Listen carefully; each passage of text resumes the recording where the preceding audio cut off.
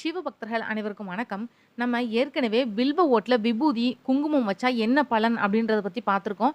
பார்க்காதவங்க இந்த வீடியோவோட எண்ட் ஸ்க்ரீன்ல பிளேலிஸ்ட்ல பின் பண்ணியிருப்பேன். உங்களுக்கு நேரம் இருக்கிறப்போ அதையும் பாருங்க. இன்னைக்கு சிவபக்தர்கள் எல்லாருமே தெரிஞ்சுக்க வேண்டிய திருவோடு மரத்தோட நம்ப முடியாத உண்மைகள் பற்றி பார்க்கலாம். திருவோடு அப்படின்றது அட்சய பாத்திரம் தான் நம்ம சொல்லணும். கபாலம் அப்படின்னு வேறு பெயர்களையும் அழைப்பாங்க. திருவோடு மரத்தோட முற்றிய காய 2ஆ வெட்டி காய வைத்தா கிடைக்கக்கூடிய இந்த திருவோட்டோட சிறப்பு நம்மள ஆச்சரியப்பட வைக்குது. திருவோடு அப்படின்றது சந்நியாசிகள் வச்சுக்கிறது. பொதுவா இந்த மரங்களையோ இல்லைன்னா திருவோட்டையோ வீட்டில் வளர்க்கிறது கிடையாது, வச்சுக்கிறதும் கிடையாது. கோவில்களில் சிவபெருமான் பிச்சாடனர் வடிவத்தில் கையில் இந்த திருவோடு ஏந்தி இருக்கிறத நம்ம பார்க்கலாம். இது சிவனடியார்களோட புனித பொருளாகவே இருக்கு. உலகத்திலேயே ரொம்ப பெரிய விதை இந்த திருவோடோட காய் தான். இதோட பூர்வீகம் தெற்கு மெக்சிகோ மற்றும் அமெரிக்கா. இந்த மரத்தோட விதையைத்தான் திருவோடா நம்ம செய்கிறோம். இந்த மரத்தோட பூக்கள் ரொம்பவே நறுமணம் வாய்ந்தது. இதை தேடி வௌவால்கள் வருது. இதுதான் மகரந்த சேர்க்கைக்கும் உதவுது. திருவோட்டு காய் பெரிய தேங்காய் சைஸில் இருக்கும்.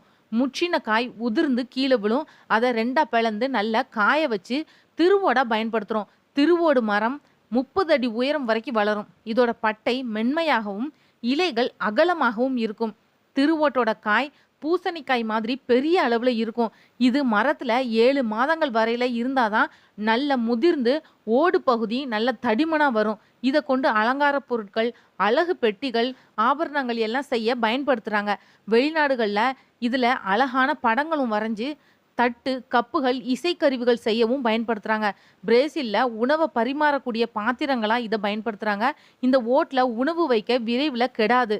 உடலுக்கு வலுவையும் அது கொடுக்குது. அதனால தான் நம்ம நாட்டில் துறவிகள் இதை பயன்படுத்துகிறாங்க. இந்த காய்கள் மருத்துவ குணங்கள் வாய்ந்தது. இதோட உலர்ந்த பழங்கள் மற்றும் ஓட்டோட உட்புறம் ஏராளமான வேதிப்பொருட்கள் இருக்கு. அதனால வயிற்று உபாதைகளுக்கும் நுரையீரல் மற்றும் சிறுநீர் தொற்றை போக்கவும் இது பயன்படுது.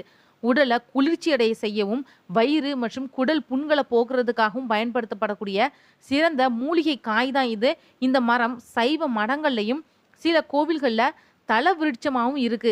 நீங்க சிவபக்தராக இருந்தீங்கன்னா மறக்காம சேனலை சப்ஸ்கிரைப் பண்ணி பெல் ஐக்கான் ஆல்னு கிளிக் பண்ணிடுங்க. அப்பதான் நான் போடுற ஒவ்வொரு பதிவும் நோட்டிஃபிகேஷனாக உங்ககிட்ட வரும்.